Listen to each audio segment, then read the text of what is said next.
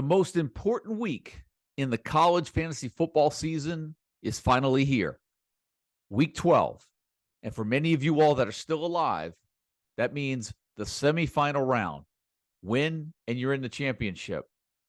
My name is Joe DeSalvo, the voice of the CFF site. This is the weekly college fantasy football show.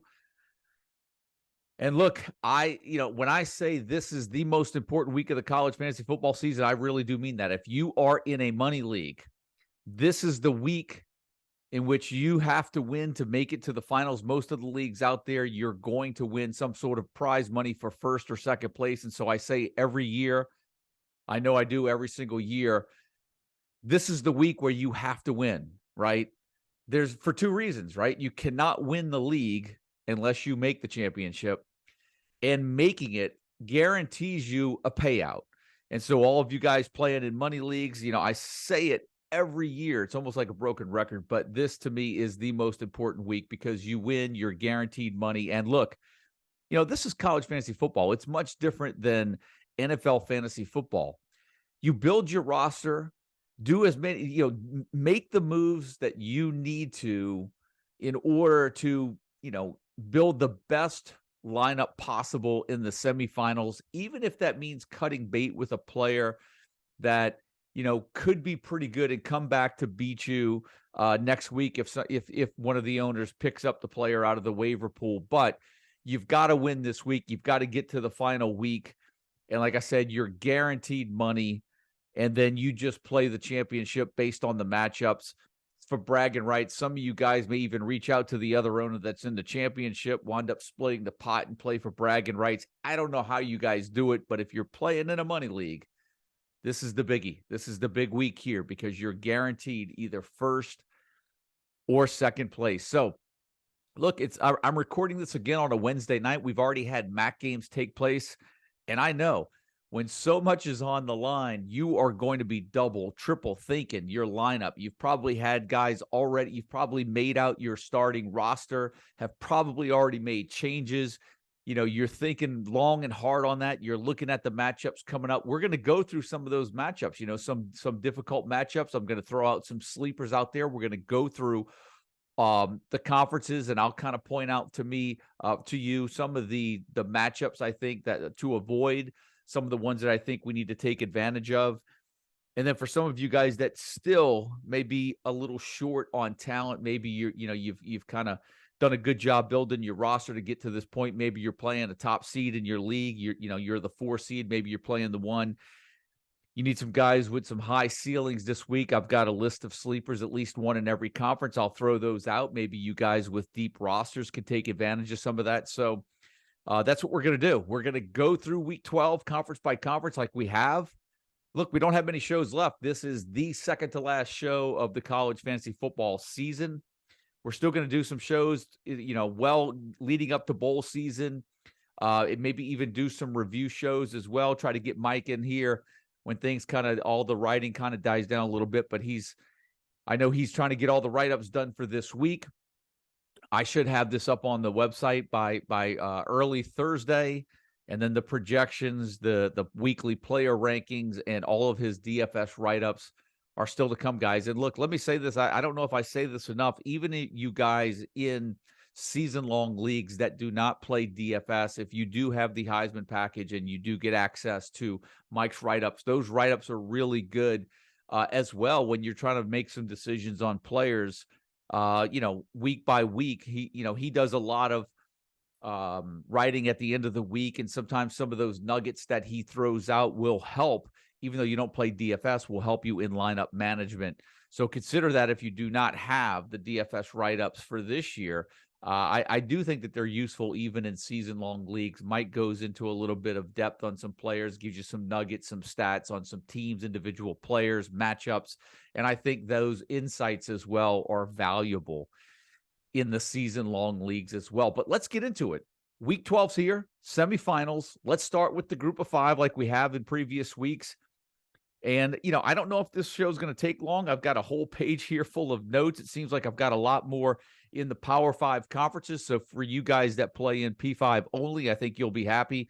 Long list of notes there, but let's go through and start with the group of 5 conferences. Most notably, let's begin alphabetically, and we'll begin with the American Conference, the AAC. And I know for some of you guys looking at SMU right now, when you look at SMU, some of you all really worried about Kamar Wheaton coming back last week. Scored 2 touchdowns last week. And so for you guys that are sitting there with running back Tyler Levine right now, a little concerned, but here's my thought on this. When you look at Levine right now, he has scored a touchdown in 4 straight games.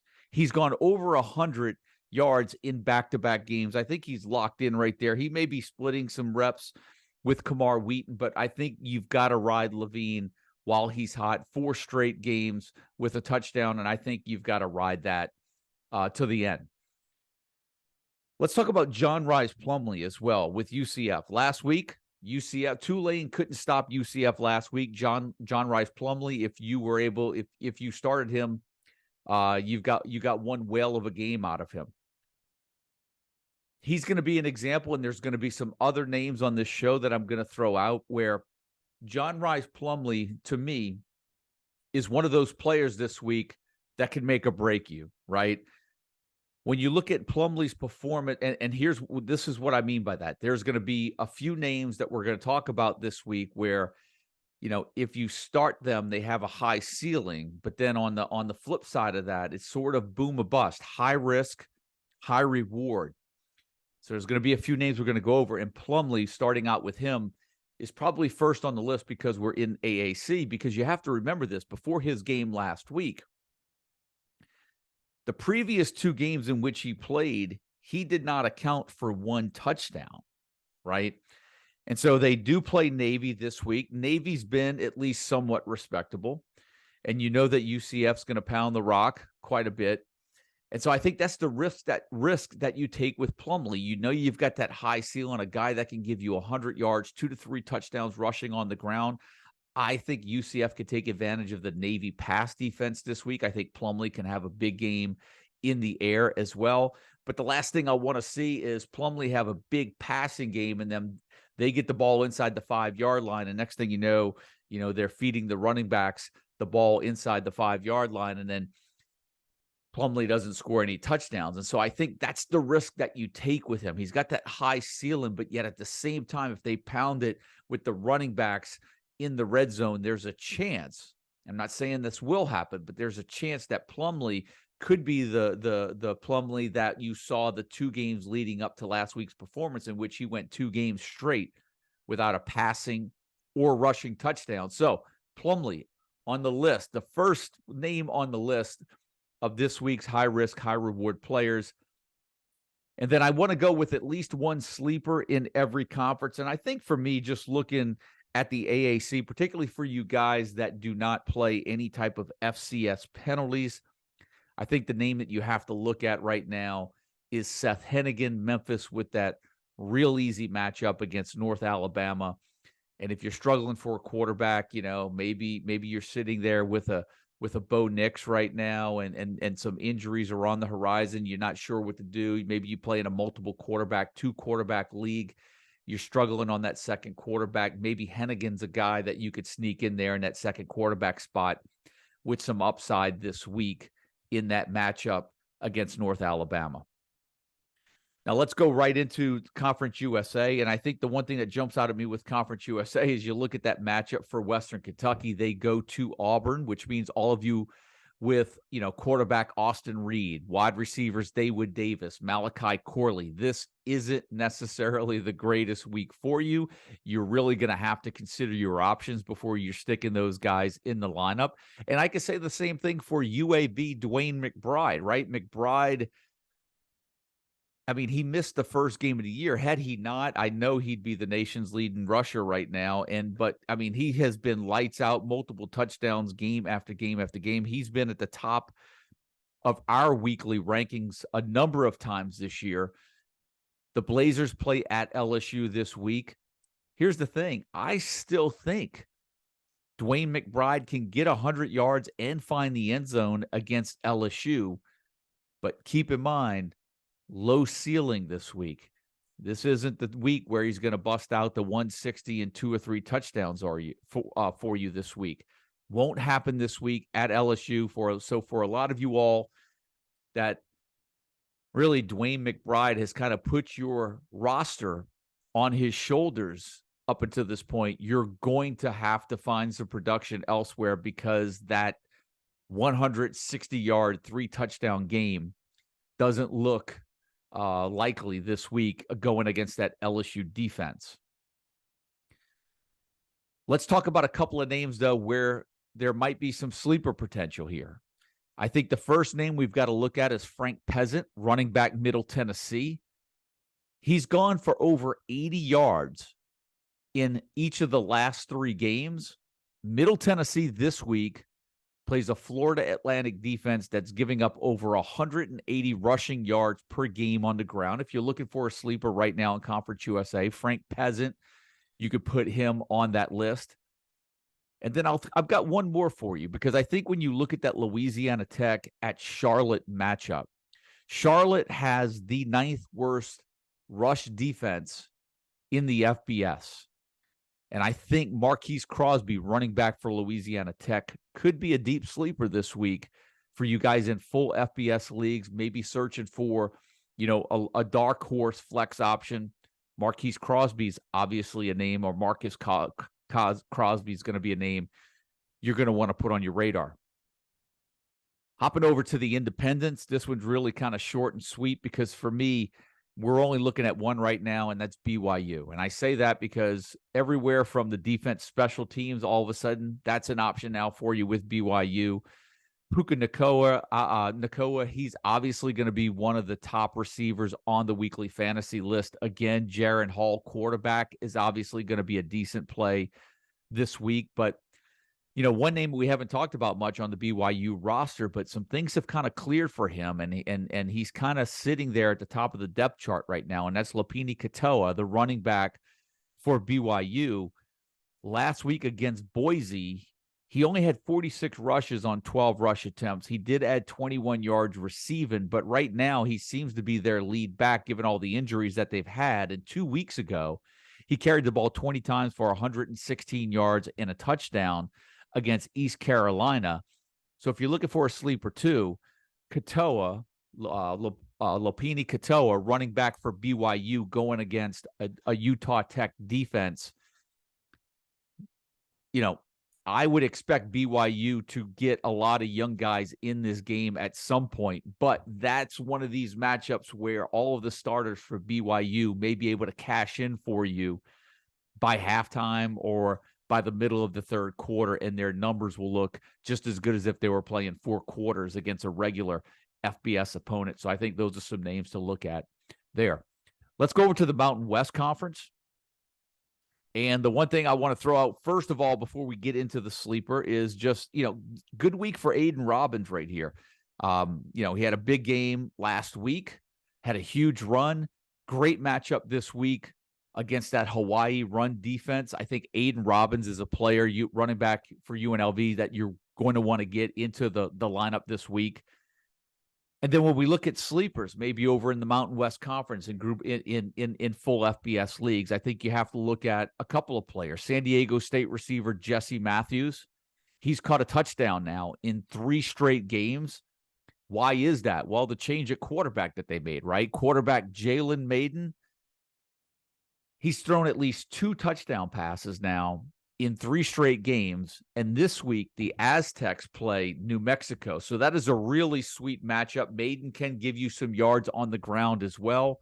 And so that would be a sleeper quarterback in some deep, full FBS leagues as well.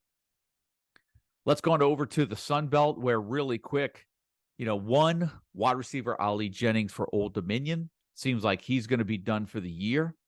If you have Marshall running back Kalen LeBourne, unlike DeWayne McBride for UAB and some of the other matchups that we're going to get into, Kalen LeBourne, a really sweet matchup this week against a Georgia Southern rush defense that's given up 224.9 yards per game on the ground. That's the 3rd worst in the FBS. For as much as Marshall feeds LeBourne the ball, this could potentially be one of those 160 plus multiple touchdown games for LeBourne. You have to feel really good if you have him. And I think one player that's really going to be on the radar going into Saturday, one of the few players I think that really has that high ceiling potential that we're just not sure about going into the weekend is South Alabama running back LaDamian Webb, who did not play in the second half last week. But remember, leading up to last week's games, I think he had like almost 400 yards of rushing and 7 touchdowns in the 2 previous games before that. With the matchup that the Jaguars have this week, LaDamian Webb could be a really good piece to your lineup this week, but you've got to be careful. That's a name that we're going to have to be careful of. There's going to have to be some clarity that he's going to play. He's missed a bunch of time with injuries this year, but when he's been healthy, he's been really good. And his numbers were even decent last week in just one half of football. But I think he'll be on a short list going into Saturday of players that we're going to need some feedback on or some clarity before we insert him into the lineup. Because, you traditionally, I would say, err on the side of caution. You don't want to take the goose egg on a player. And all things considered equal, you're better off starting the player that you know is going to get the start. However, Webb's one of those guys, like I said, that's got that 123 touchdown potential. So that's why right now he's on a short list of players that we need updates on going into the weekend. And that's going to round out really all of the group of 5 players, sleepers, players to look out for.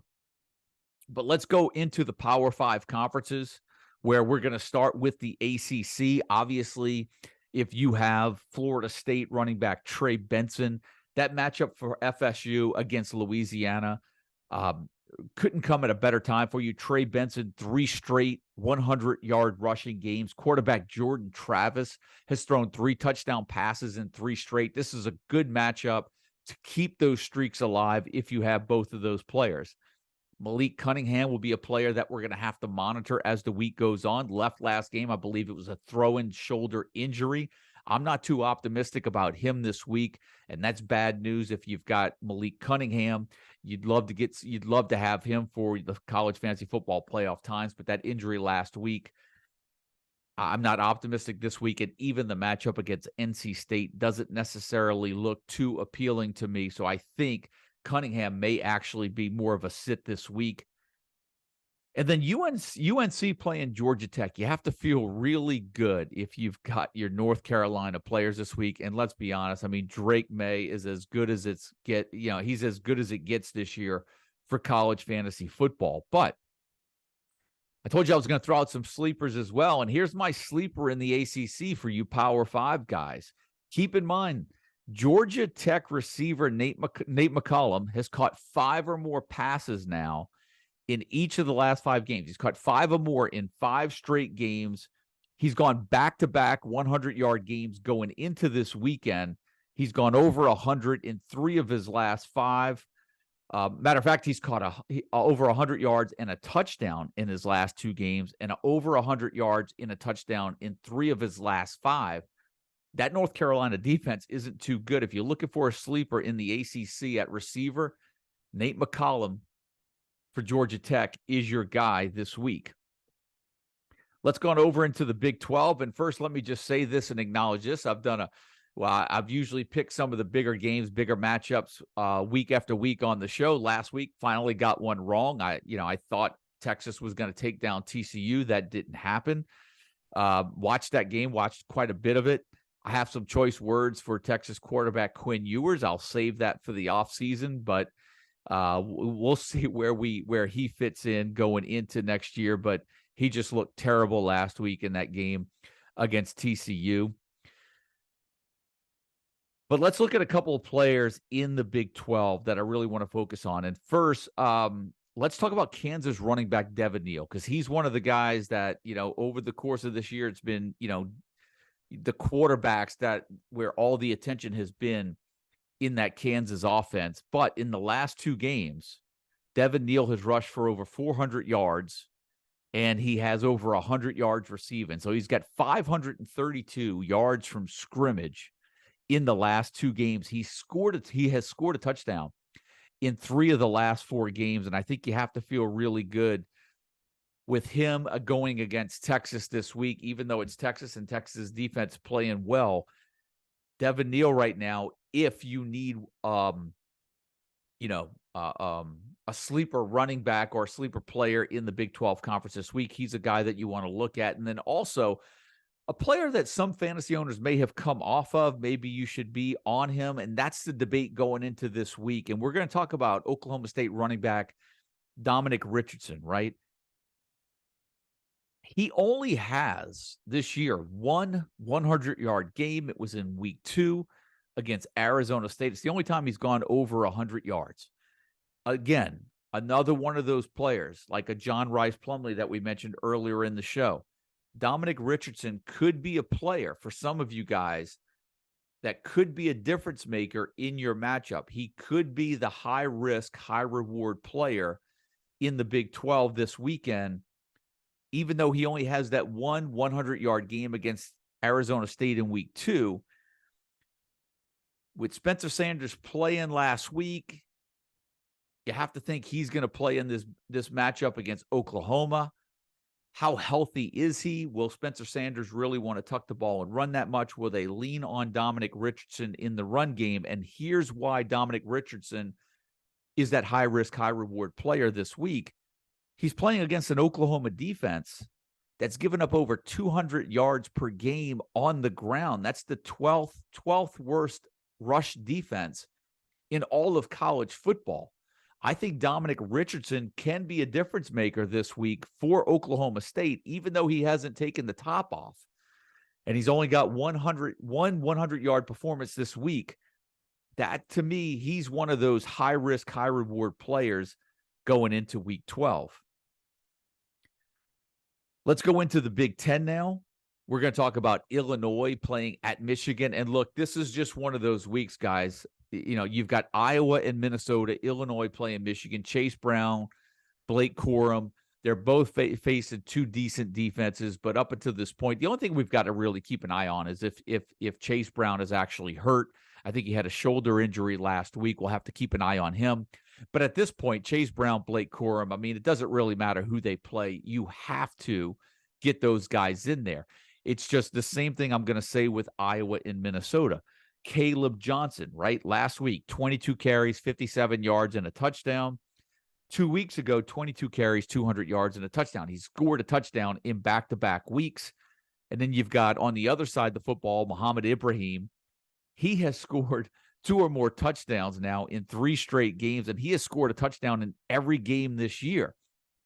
But is this one of those 140-yard, 3-touchdown games for Ibrahim? I don't think it is. Remember, Iowa, Minnesota, Illinois, Michigan. We're talking about 4 decent defenses right here. So even though the ceiling may not be as high for these players, unfortunately, for some of you guys that have them on your roster, right now, the way that I'm looking at it is Iowa's offense is going through Caleb Johnson. Minnesota's offense certainly goes through Ibrahim. If they score a touchdown, there's a really good chance he's going to be the guy to punch it in the end zone. I could say the same thing for Michigan, and we can almost say the same thing for Illinois. You have to get those guys, I feel, in your lineup this week.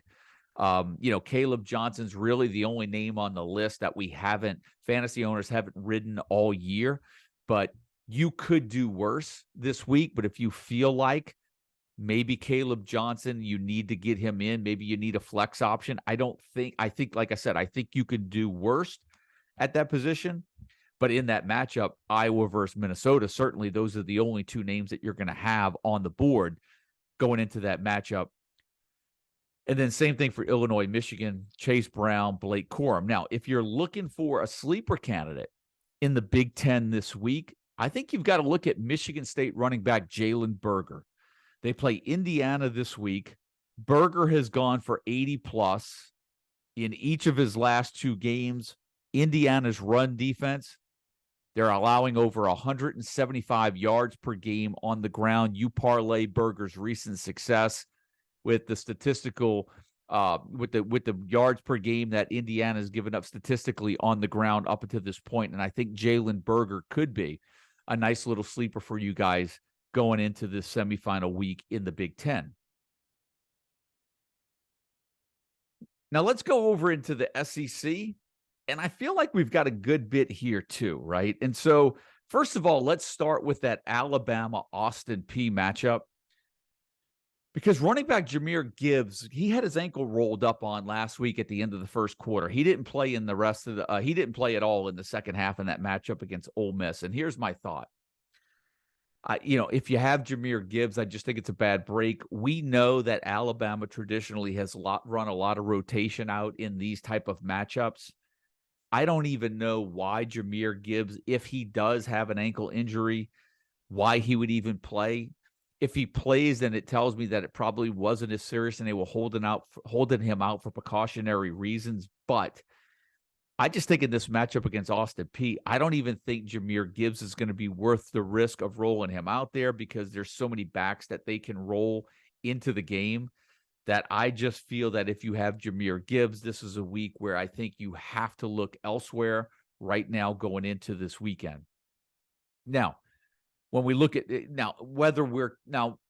okay, so let's stop there before we get into the next matchup because Bryce Young, I think, is a different story. I think Bryce Young is a guy that I think is a player that you can get into the lineup. I think he could throw up 200-plus yards and 3 touchdowns in the first half, and you'll be happy with his numbers by halftime if he doesn't play in the second half of the game. If I was going to start a player for Alabama, any of their studs at least, and there's only really been 2 up to this point, Gibbs and Young, I would more likely roll with and feel comfortable rolling with Bryce Young. But Jahmyr Gibbs, to me, I don't feel comfortable with him this week, particularly coming off of an ankle injury, playing Austin Peay. They really don't need him. Now, that Mississippi State against East Tennessee State matchup is a completely different ballgame because Leach loved to roll up the numbers against the bad teams. I mean, go look at Will Rogers' numbers against non-SEC opponents this year. What does that mean? Will Rogers, to me, on track for possibly 400 yards and 4 touchdowns this week, and I think he's definitely a must-start this week. We mentioned when we were talking about Western Kentucky earlier in the show that was a bad break for you guys that have Western Kentucky players. But what if you have Auburn players? What if you have Tank Bigsby, right? He's averaging 113 rushing yards per game over his last 4 games. He has scored a touchdown in 2 of his last 3 games. And Auburn, in order to become bowl eligible, I know it's a tall task. They've got to beat Alabama in the regular season finale, but they do have to win this game to keep their hopes alive for bowl eligibility. And I think Bigsby, with the way he has played recently, this is a really good matchup for you guys that have Bigsby, that have been holding on to him. And, he's been kind of hot and cold, but you almost feel like this matchup right here is really appealing and a nice, easy path for 100 yards and a touchdown in this matchup against Western Kentucky. Tennessee playing South Carolina. A lot of you guys burned last week with Cedric Tillman, who was a last-minute scratch. He should be back in the lineup this week. The one thing that I'll throw out there, and I know if you've got Hendon Hooker, you're not sitting him. And I know that his name's being mentioned in Heisman conversation. So I think you've got to feel really good about Hendon Hooker and what Heupel's going to do to try to get his numbers up. The one thing that I will mention, though, in this matchup against South Carolina is that the Gamecocks have the 19th worst rush defense in the FBS, 192 yards per game they're allowing on the ground. I think that's really good if you got running backs Jabari Small, Jalen Wright, and you're considering starting them, and it could possibly mean good signs for Hendon Hooker's running ability this week. But I think Tennessee can do some damage on the ground this week, and if you have those running backs, I wouldn't be afraid to stick them in your lineup this week. Now, let's talk about sleepers, and this one comes with a little bit of a disclaimer in that Devin Achane, we don't know where he stands, at least right now, on a Tuesday, Wednesday, going into the weekend. And here's my thoughts. Texas A&M hasn't looked good, right? Why does Devin Achane really need to play? If he's nicked up, is he really going to play? Here's my thoughts on Achane. More likely than not, I can see him not playing. I also can make a case and understand why some folks would say he probably should shut it down. Texas A&M's been terrible. Just pass the torch now. Don't get hurt. Let's move on. And I get that too. I can also tell you that Texas A&M has a really, compared to Texas A&M standards, a real easy opponent in UMass. And I also can make the case and say Shane is about 112, 113 yards short of having a 1,000-yard rushing season this year. And so if he's healthy, I wonder, and these are the things that kind of spin around in my head, if he's healthy, considering all the things that have been going on for Texas A&M this year, does he try to play? Does he go run and get his 112 yards, 113 yards? They take him out the game. He's at 1,000 yards. He leaves as a 1,000-yard rusher with that to his name tag in his collegiate career. But, and here's the but, if that's not the case and Shane doesn't play, then I think you have to look at Amari Daniels as a potential Week 12 sleeper. Last week at Auburn, he had 11 carries for 83 yards. And if Shane doesn't play, I wouldn't be afraid to stick Daniels in there against that UMass defense to see what he could do for you.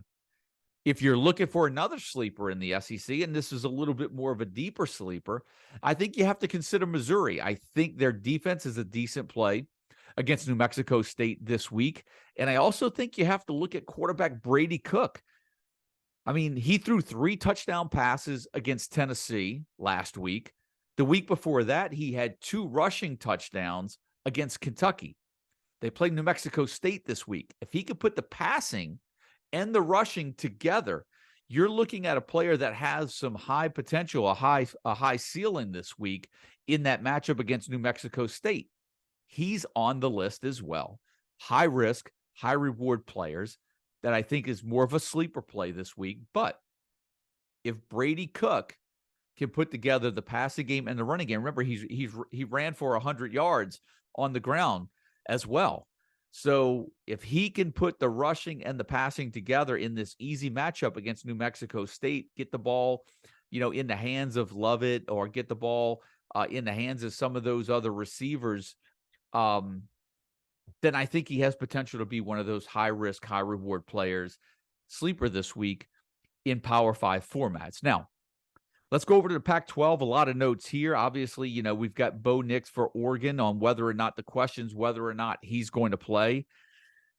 That remains to be seen. We're going to have to follow that one up until kick. I know there's some rumors coming out here Wednesday night that he possibly may not be playing, but we'll have to see how that plays out. However, there is a player in that game that we also need to add his name to the list of high-risk, high-reward players. And I know a lot of you guys out there know who I'm about to mention. That's Utah running back, Tavion Thomas. And here's why I say this.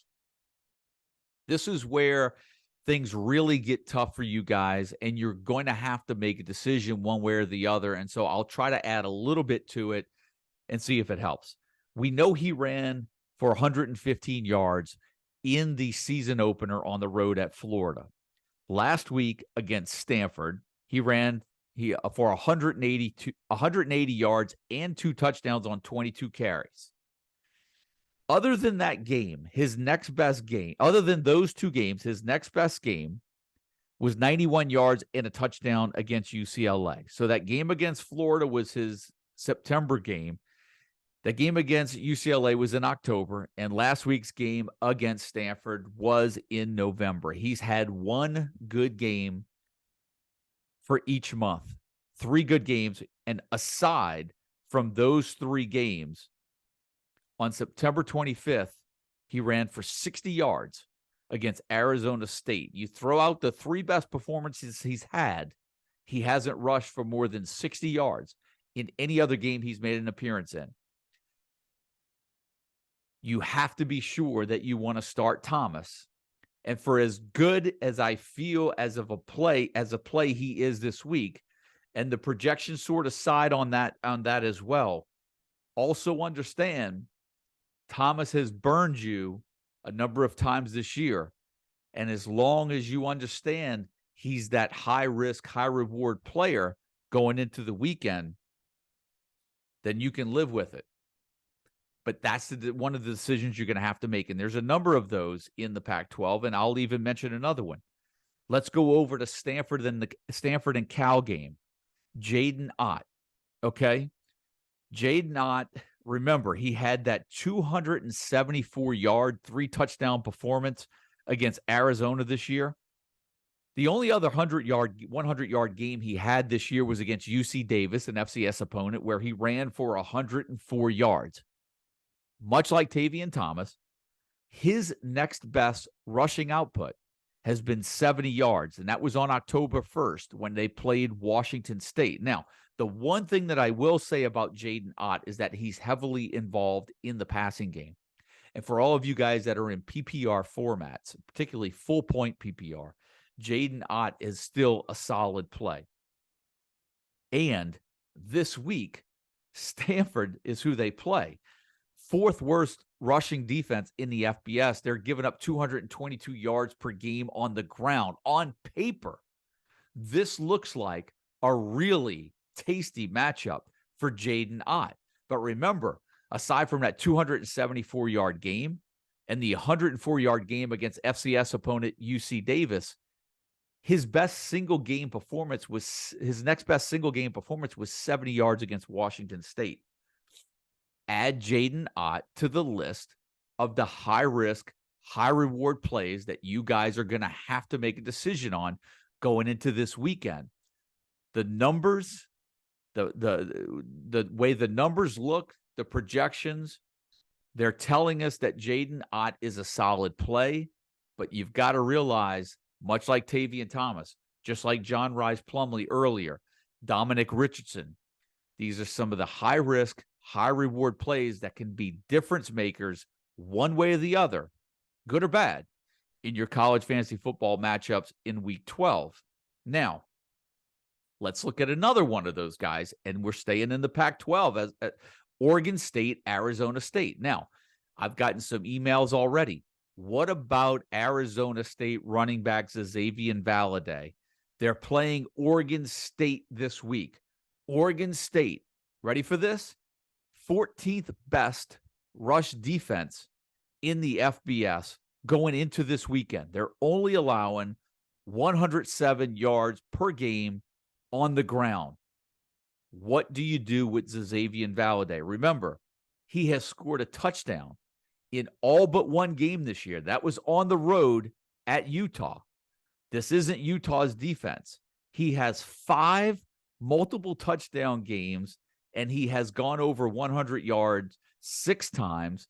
Much like Jaden Ott, Xavier Valladay is a factor in the pass game as well. But let's look at that Oregon State defense a little bit at the numbers. Let's kind of peel it back a little bit. They're allowing 107.1 yards per game on the ground. But don't forget this. In Week 1 against Boise, they allowed a 100-yard rusher. In Week 2 at Fresno State, they allowed a 100-yard rusher. In Week 4 against USC, they allowed a 100-yard rusher. And in Week 3 against FCS opponent Montana State, they allowed a 100-yard rusher. So for as good as Oregon State's defense looks statistically on paper, they allowed 100-yard runner for 4 consecutive weeks to start the season. Now, again, let's look at that. Well, you could say, well, that was early. They're playing better now. You can also make a case that the opponents at the beginning of the season were just better than they were here at the end of the season, and the running games of those opponents were actually better as well, right? So even when they played Utah, they didn't allow a 100-yard rusher, but I believe Cameron Rising still had 90 yards and a touchdown at the quarterback spot. Here's my thought. I say this every year too. Sometimes you got to ride your studs. You got to go with the guys that got you there.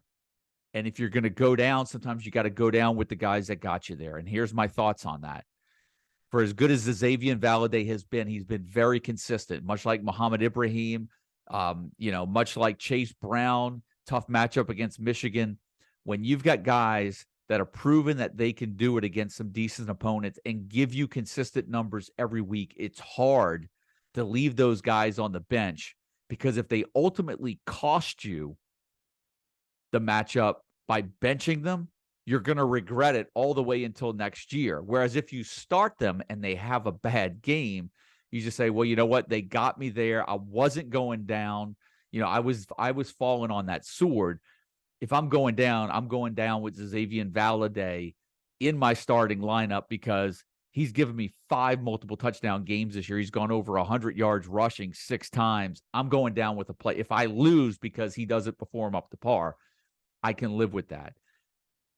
You can live with that decision a hell of a lot easier than you can if you leave them on the bench and they blow up and then you lose.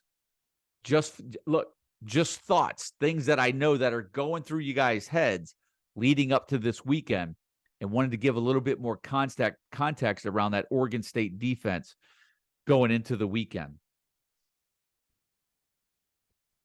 Also, another matchup, Washington State playing at Arizona. Why are we mentioning this matchup, right? Nakia Watson, running back, Washington State now.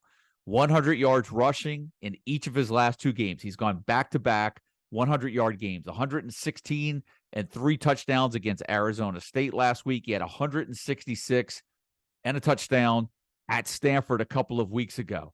They're playing Arizona. Arizona's given up over 218 yards per game on the ground.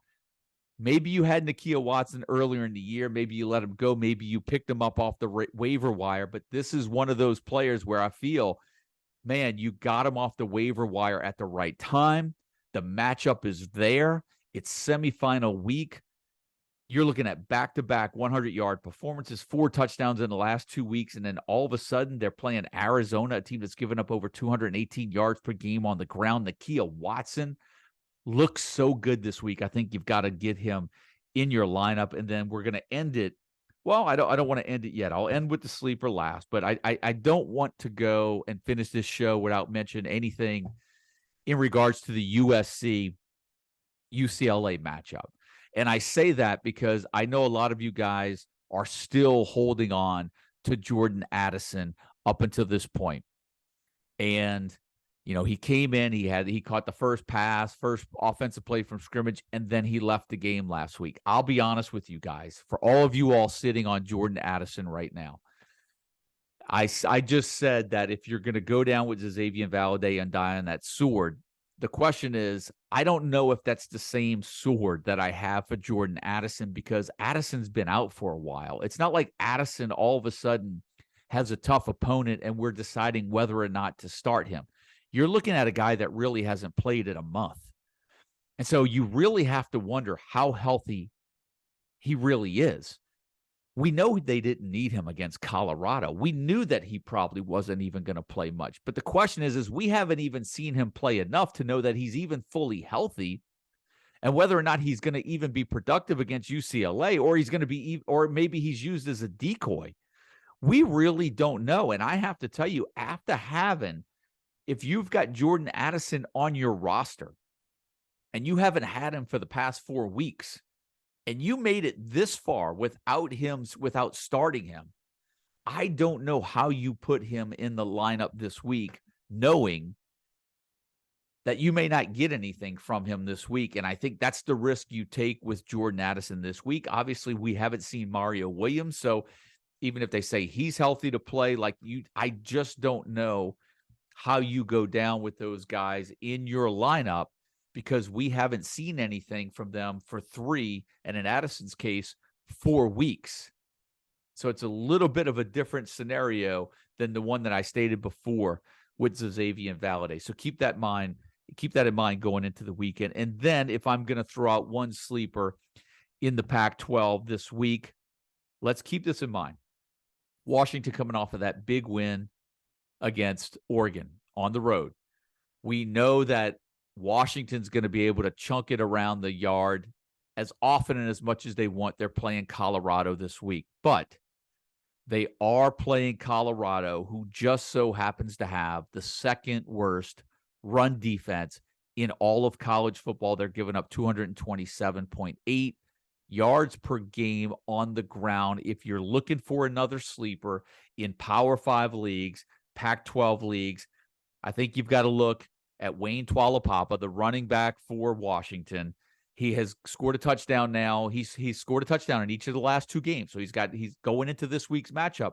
He has scored a touchdown in back-to-back matchups. He's scored a touchdown in 7 of 10 games this year. For him, it's been a little bit of the question on, can he give you the yards in addition to the touchdowns? This week, playing the second worst run defense in all of college football, this might be a good weekend to utilize Washington running back Wayne Tualapapa as a sleeper in a Power 5 or even full FBS league. So that's going to do it, guys. Look, for you guys that are still alive in the 4-1 Super Fantasy League, I apologize for not getting your names out this week. I wanted to try to get I need to try to get the projections up there, the rankings up there for you guys. Mike's got to get his DFS content. Got to get this show uploaded. It seems like it gets a lot more hits and listens when I post it up by Thursday morning, as opposed to you guys only getting 24 hours. And I want to be able to give you guys just a little bit more insight and give you the show a lot sooner than I do, with everything else. So the more time that you have to listen to this, the better, the better chance you have, more time you have to make some decisions on those rosters. But the 4-1 Super Fantasy League, guys, I'm coming at you next week. I know we're winding down. I wish I had an update, but all of those brackets should be updated within the next 24 hours. So good luck if you're coming down the stretch and you're still alive in those brackets as well. But that's going to do it for the Week 12 show. The most important week in the college fantasy football season. A lot of dollars on the line this weekend. I know some of you guys play for bragging. Some of you guys play for trophies, maybe a belt. But for you guys out there playing for money, this is the biggie. Win this one, you're in the finals. Guaranteed prize, first, second place. This is it. So for all of you guys that are still alive in your college fantasy football leagues, no matter which format you play, good luck to everyone this week, Week 12. I'll be talking to you next week, the final week of the college fantasy football season for most, Week 13. But that's going to do it for this week's show. My name's Joe DeSalvo, the voice of the CFF site. I'll be seeing you guys in Week 13. Good luck.